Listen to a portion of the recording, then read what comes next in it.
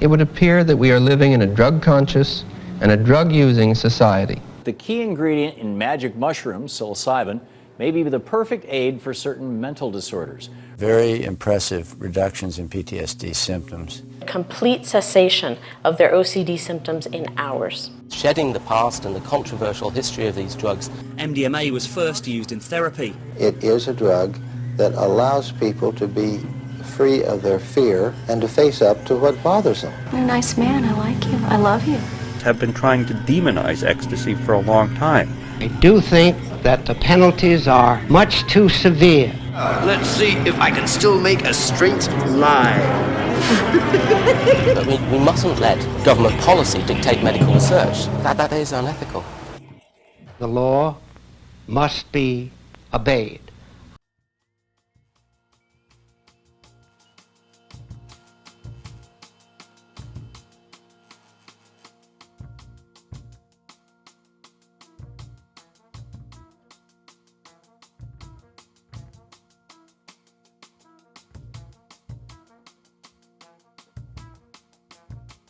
I think the main stigma stems from its very placement on the drug schedule. So most psychedelics, most classical psychedelics are Schedule I substances, meaning according to the federal government, they have no medical value, and there can be, they're high agents for abuse, and they have high toxicity, high lethality rate, but that's just not true based on the science and research that we know about these things. I think you'll see that a lot of people are turning to these things because the research has historically and is continuing to show that, everything that the government has said about these substances is just flat out wrong.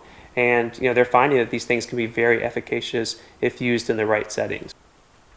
I think that's kind of the problem with current psychedelic research is it's skewed in the direction of just clinical applications. And I get it, there's a very political reason for that, because they're trying to get it fast-tracked to decriminalization or legalization, which is great. But I think it's also important to understand the many other reasons that, psychedelics are used and have always been used. I mean, think about the historic context of a lot of psychedelic substances within an indigenous context, and they weren't always exclusively used for healing, but that was definitely a part, but also used for social solidarity and, basically touching people within their own unique cosmological order. There used to be a lot of research back in the day in the 60s and stuff talking about, giving LSD to artists, giving it to professionals and various different people and seeing if productivity increased or creativity increased. And, there's a lot of interesting findings on that. So I definitely think that they have a lot of value in that too.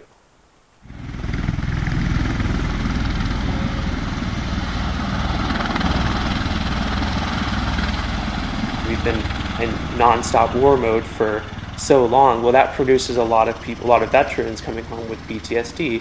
And so suddenly, even conservative forces in this country now have a very legitimate reason to get behind psychedelic research and get behind this, because this can actually, help people in our society suffering most, which tend to be, veterans struggling with PTSD. Well, in our first study, people had to have had psychotherapy and medications for PTSD and not been helped adequately. And the average duration of the PTSD in that study was 19 and a half years. And most people had lots of therapy and a number of medicines.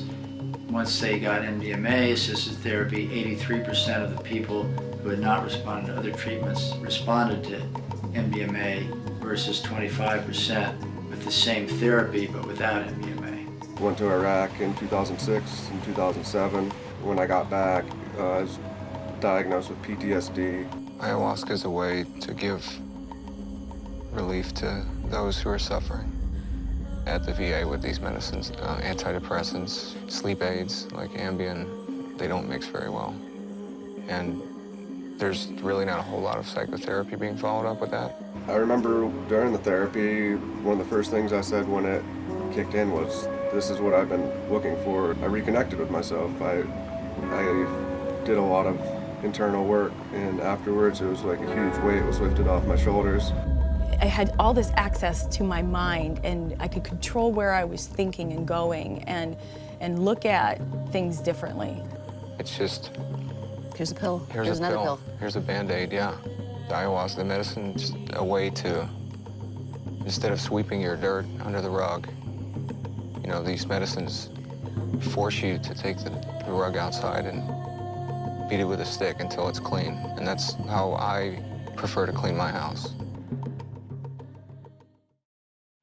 I don't think the answer lies in criminal sanctions, in harsh criminal sanctions. You see, now I preside over the criminal department of the Superior Court, and people are brought before me because they have used drugs, and the penalties are very severe, and the people are treated as criminals and not as sick people. And it's really interesting if you do the research, because people didn't always think that drug use was an issue that deserved to be criminalized, right? But you know, that really emerged as the success of campaigns started, of course, by Nixon and then furthered by Reagan, and of course Clinton, and every president since has done their own version of continuing and making the drug war much worse. And only now we're seeing some kind of marginal reform, but it's just certainly not enough based on what we need.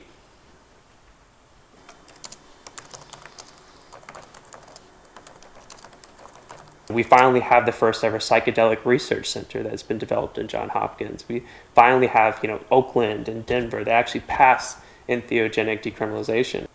And now we have over 100 cities across the United States trying to emulate the same. So yeah, I definitely think that in spite of the best efforts of our government, you know, people are finding the truth about these things. And I think that's really great.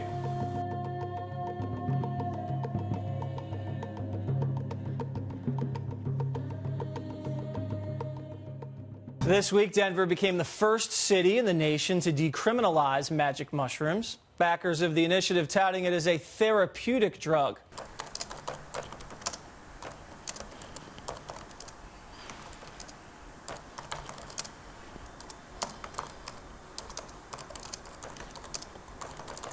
I was dead set in undergrad, you know, after about junior year that I really wanted to go to grad school, and I wanted to, you know, look at psychedelic use from an anthropological perspective.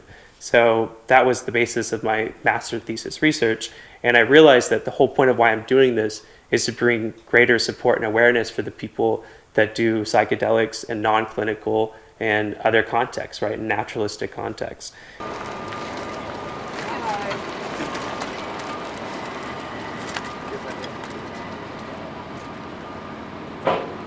Over time, I've realized, like, yeah, it syncs up so much of my free time goes into Students for Sensible Drug Policy and Decriminalize Nature Dallas, but I really love what I'm doing, so it really doesn't feel like labor. It really feels like, you know, a fun thing, and I often work with friends and stuff, so it rarely ever feels like a job or anything like that. Before that, I'd already kind of had negative experiences with law enforcement in relation to drug use. So I think was already solidified in my attitudes about all of this. So it didn't change much there, but it definitely gave me the impetus of knowing what exactly I wanted to change when I did start SSDP on campus, and I realized I wanted to use my experience as a jumping off point.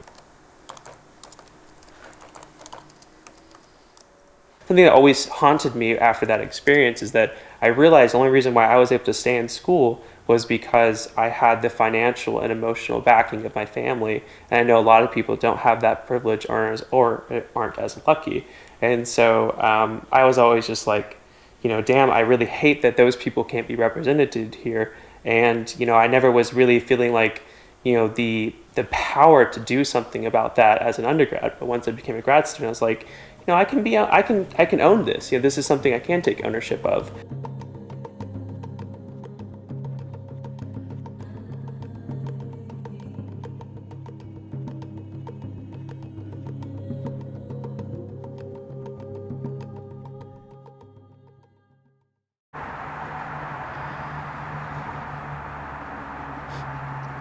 So at 14, I started using methamphetamines, right? And I used it habitually until I was 27, okay? And one day I was reading this article online somewhere about, I think it was at Johns Hopkins, about the healing powers of mushrooms, you know? And I loved mushrooms since I was a kid, like all mushrooms, but I never thought of them as being a medication until then. And after my third large dose of 28 grams of mushrooms, I haven't used meth in 6 years. You know, so I feel like that's something that people need to have access to.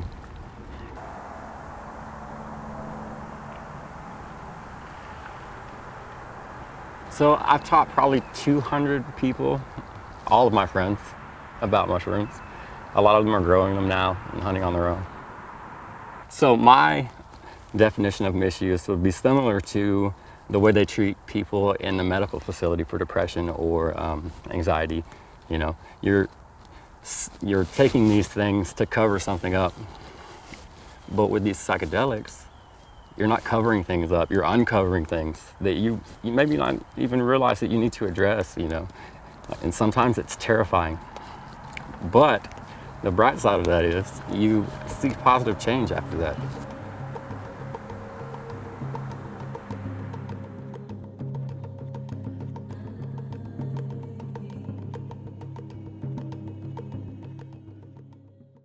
I've been kind of a self-professed psychonaut, you know, like I really identify with that word. And that's somebody who explores their consciousness through a variety of means, including psychedelics, but not necessarily like exclusively psychedelics. Some people meditate or explore their consciousness through other ways.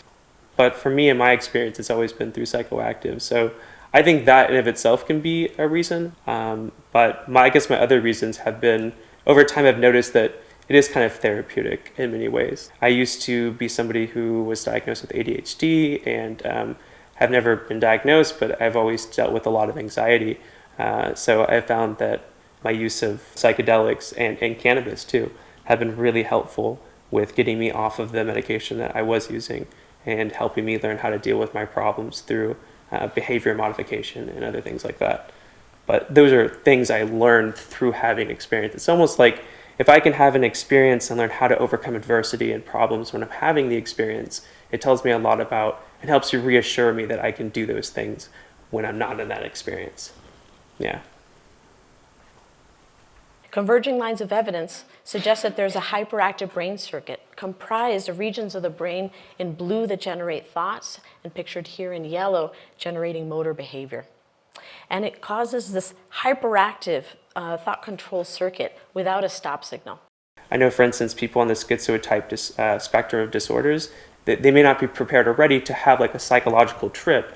And so for people like that, some researchers have tried to investigate microdosing. And I think it's interesting how microdosing you only really hear about with like Silicon Valley and other high-tech stuff using it. But originally why it was developed and, you know, kind of what they're really looking for is how can you give somebody who wouldn't otherwise benefit from a full psychological trip, but would benefit from the underlying neuroplastigenic like effect of the psychedelic experience. But over the last decade, a small band of researchers wrangled permission to try again, this time giving MDMA during therapy sessions with patients who were suffering post-traumatic stress. I'm just going, wow, I can't believe I have this in my head. I can't believe it's in me.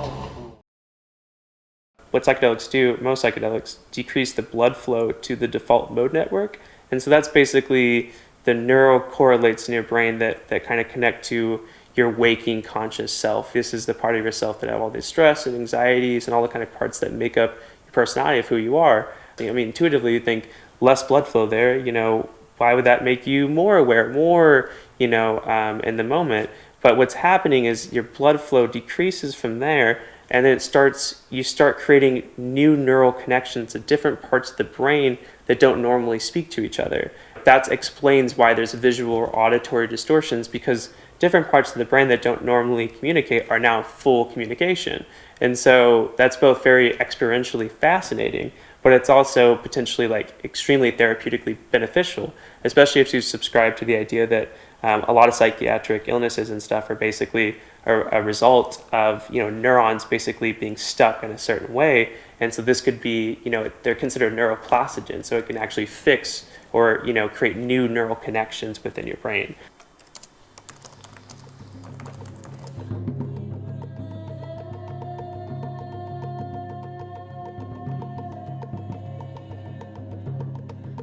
MAPS is the acronym for the Multidisciplinary Association for Psychedelic Studies. This 501c3 nonprofit organization, founded in 1986, works to raise awareness and understanding of psychedelic substances, as well as advocates for reducing barriers to scientific research with psychedelics and marijuana.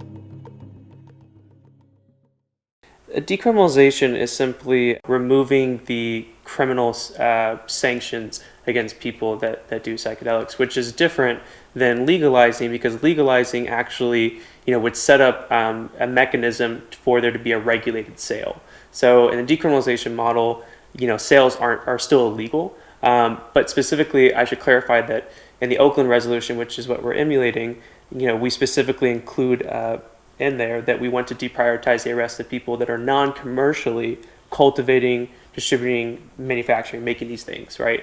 Because if you're giving it out, you don't really have an incentive to cut corners. But if you start selling something, then you have incentives to cut corners, and that needs to be regulated. So legalization, in my mind, is almost synonymous with regulation, where decriminalization is trying to set up the environment for there to be a successful regulation.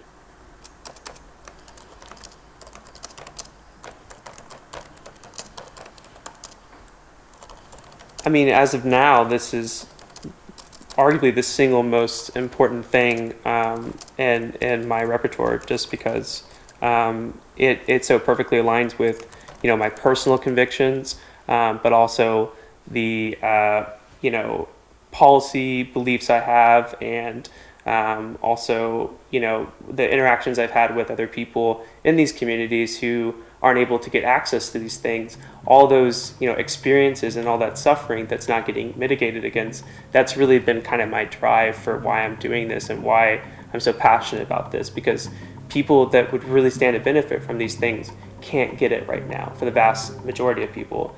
And I think that's wrong, and that needs to be changed. And so that's very much my personal moral war with this.